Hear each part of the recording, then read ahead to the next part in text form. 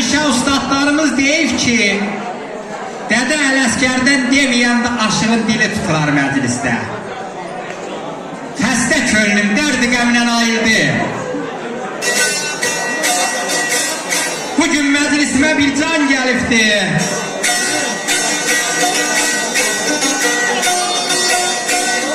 Şöyləsi aləmi edib minəvvər, zahiri yox özü pünhan gəlibdi. Onun bu gəlməyi gör nəyə bənzər? Nə xana, sultana, nə bəyə bənzər? Misirdən gətirilmiş köynəyə bənzər. Kənanda Yaquba dərman gəlibdi. Ələsgər görəcəyi candan usanıb, şöyləsindən şəms-i qəmər utanıb. Nə behişdə belə qılmay yaranıb, nə dünyaya belə insan gəlibdi. Aldı görə Yaşar nə dedi? Yaşar'ın öpülmeyecekten algıslıyor mu? Algıslar geleceğini görürsün. Değerli sanatçılarım senin şerefin. Olur mu?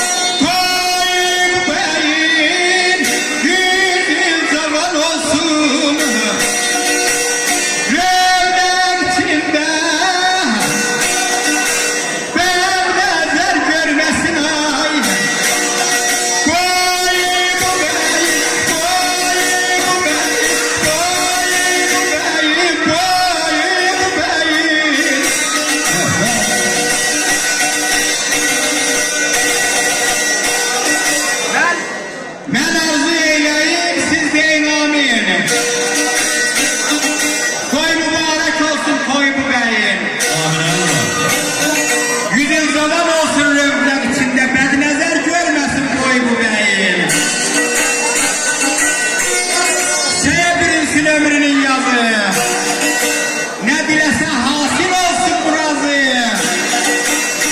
Yetti oğul olsun bir güzel kızı, kaybı geldim olsun pay bu beyi.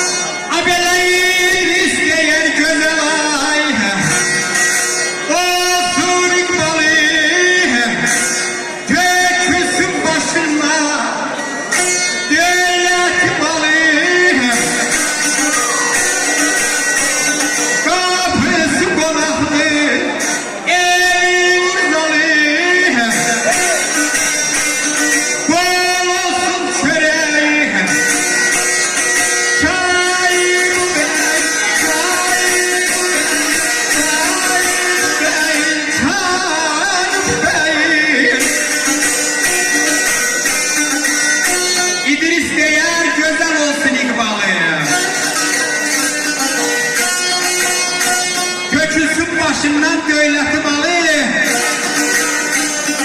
qapısı qonaqlı, ev uğurzalı, bol olsun çöreği, çay bu bəyin, qoy mübarək olsun, toy bu bəyin. Başbaxt olun. Amin deyək. Aşığımıza can sağlığı, yürekten alkışlayarak teşekkürümüzü edeyim.